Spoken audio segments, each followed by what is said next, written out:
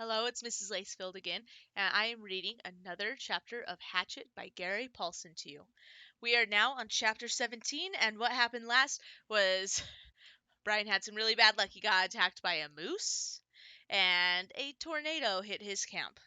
But with that came actually some good luck, and you'll find out why it's good luck in just a moment. The tornado picked up the plane from the middle of the lake when it hit the water, and so now the tail's sticking up out of the lake. So you'll find out what's going on. I'm going to read chapter 17 to you. So let's get going. He turned back to his campsite and looked to the wreckage. He had a lot to do: rebuild his shelter, get a new fire going, get some food or get ready to find some food, make weapons, and he had to work slowly because his ribs hurt.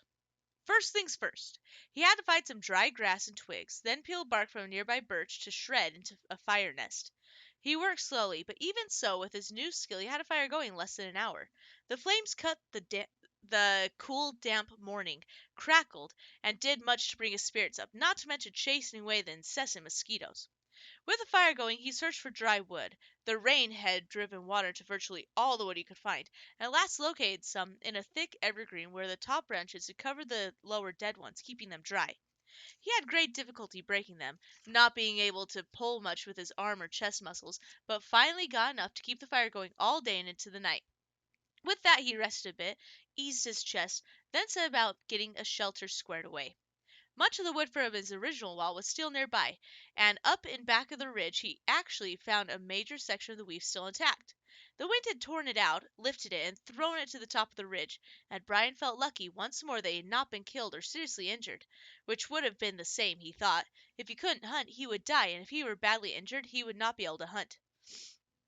He jerked and dragged wood around until the wall was once more in place. Crudely, but he could improve it later. He had no trouble finding enough pine boughs to make a new bed. The storm had torn the forest to pieces. Up and back of the ridge it looked like a giant had become angry and used some kind of massive meat grinder on the trees. Huge pines were twisted and snapped off, blown sideways.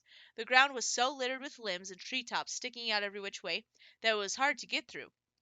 He pulled enough thick limbs in for a bed, green and spicy with new broken sap smell, and by evening he was exhausted, hungry, and hurting. But he had something close to a place to live in and a place to be. Tomorrow, he thought as he lay back down in the darkness, tomorrow maybe the fish would be back. He'd make a spear and a new bow and get some food. Tomorrow he'd find food and refine the camp and bring things back to sanity from the one completely insane day. He faced the fire. Curving his body, he rested his head on his arm and began to sleep when a picture came into his head. The tail of the plane sticking out of the water. There it was, the tail sticking up.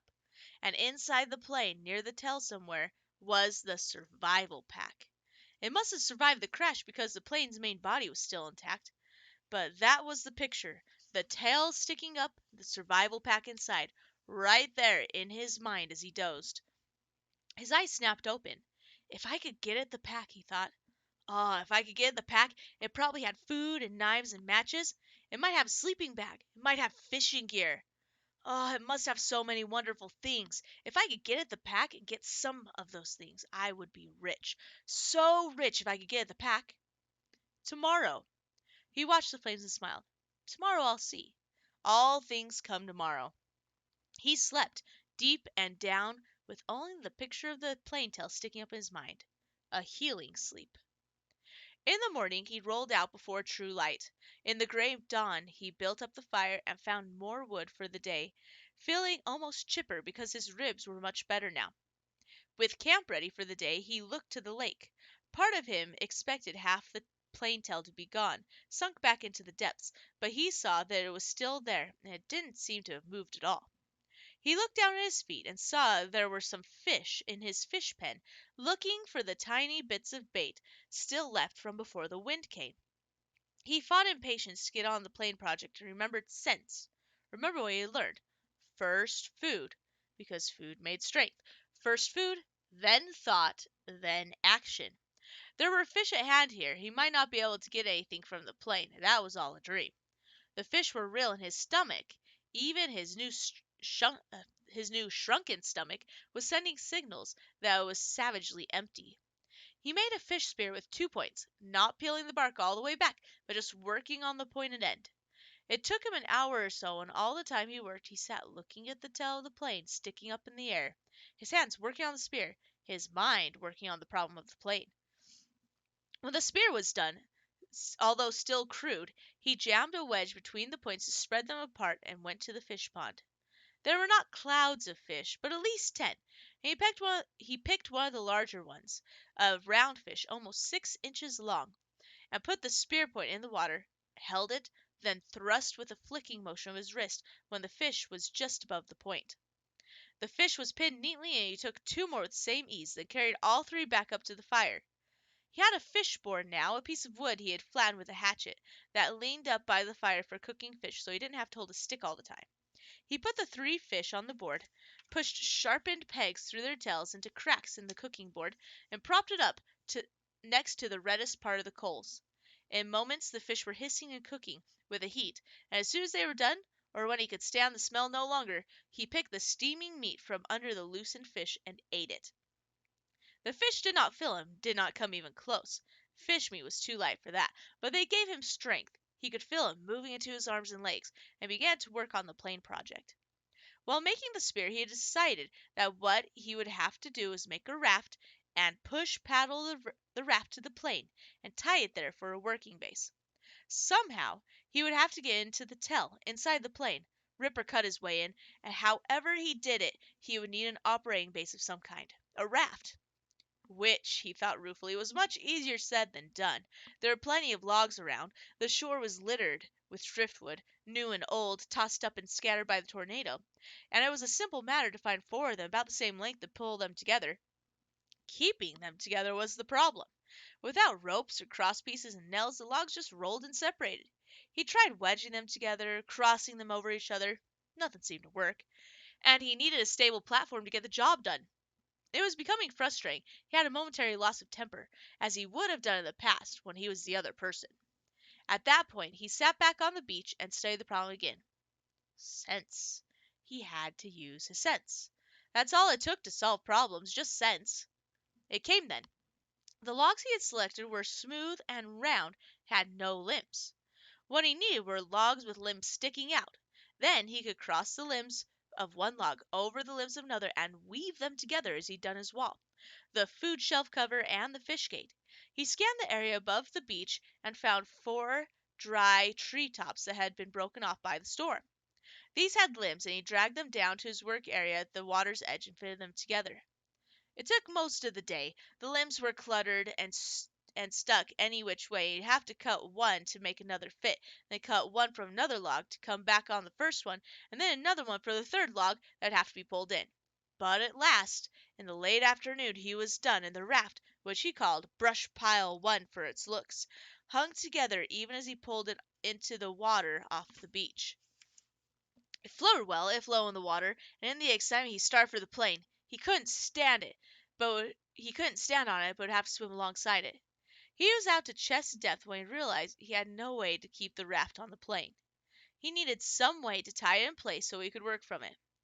And for a moment he was stymied.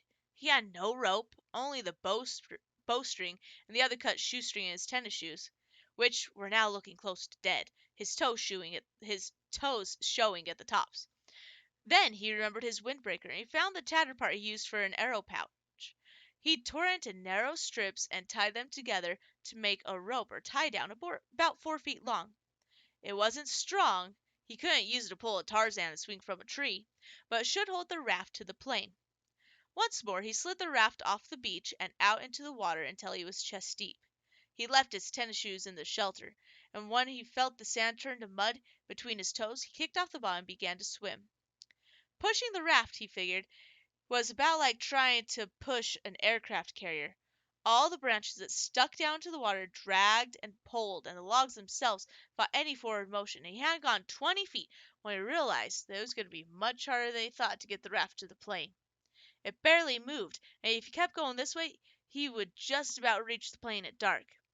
He decided to turn back again, spend the night, and start early in the morning, and he pulled the raft once more into the sand and scraped it dry with his hand.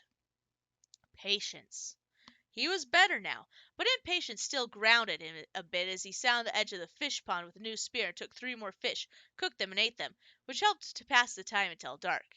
He also dragged in more wood, endless wood, then relaxed and watched the sunset over the trees at the back of the ridge. West, he thought. I'm watching the sun set in the west. And that way was north, where his father was, and the way east and the way south. Somewhere to the south and east his mother would be.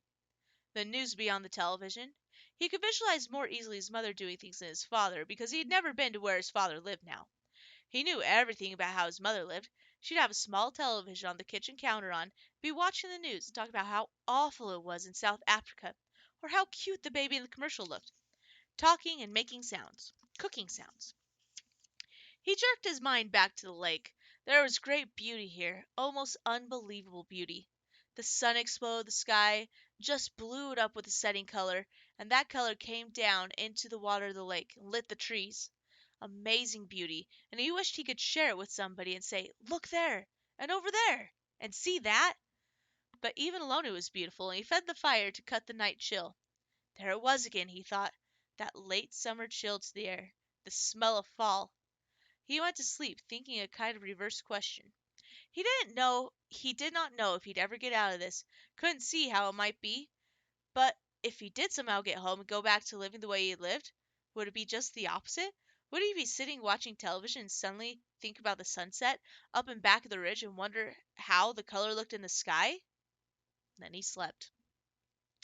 In the morning the chill was more pronounced, and he could see tiny wisps of vapor from his breath. He threw wood on the fire and blew until it flamed, then banked the flames to last and went down to the lake. Perhaps because the air was so cool, the water felt warm as he waded in. He made sure the hatchet was still at his belt and the raft still held together and set out pushing the raft and kick swimming toward the tail of the plane. As before, it was very hard going. Once an eddy of breeze came up against him. He seemed to be standing still. By the time he was close enough to tell to see the rivets of the aluminum, he had pushed and kicked for over 2 hours, was nearly exhausted, and wished he had taken some time for a fish or two and have breakfast. He was also wrinkled as a prune and ready for a break. The tail looked much larger when he got next to it, with a major part of the vertical stabilizers showing, and perhaps half of the elevators. Only a short piece of the top of the fuselage, the plane's body toward the tail, was out of the water, just a curve of aluminum, and at first he could see no place to tie the raft. But he pulled himself along the elevators to the end, where he found a gap that went in up by the hinges where he could feed his rope through. With the raft secure, he climbed on top of it and lay on his back for 15 minutes, resting and letting the sun warm him. The job, he thought, looked impossible. To have any chance of success, he'd have to be strong when he started. Somehow, he had to get inside the plane. All openings, even the small rear cargo hatch, were under water, so he couldn't get at them without diving and coming up inside the plane, where he'd be trapped. He shuddered at that thought and then remembered that in the front of the plane, down in the bottom of the lake, still strapped in the seat, the body of the pilot. Sitting there in the water. Brian could see him, the big man with his hair waving in the current, his eyes open. Stop, he thought. Stop now. Stop that thinking. He was nearly at the point of swimming back to the shore, forgetting the whole thing. But the image of the survival pack kept him. If he could just get it out of the plane, or if he could just get into it and pull something out. A candy bar. Even that. Just a candy bar. It'd be worth it. But how to get at the inside of the plane? He rolled off the raft and pulled himself around the plane. No openings. 3 times he put his face in the water and opened his eyes and looked down. The water was murky, but he could see perhaps 6 feet. There was no obvious way to get in the plane. He was blocked. Okay, guys, that's the end of chapter 17. He's got his raft out to the plane. He's trying to figure out how to get into it. It gets really exciting. So, sorry about that. Next time I'm going to read chapter 18 to you. See you soon.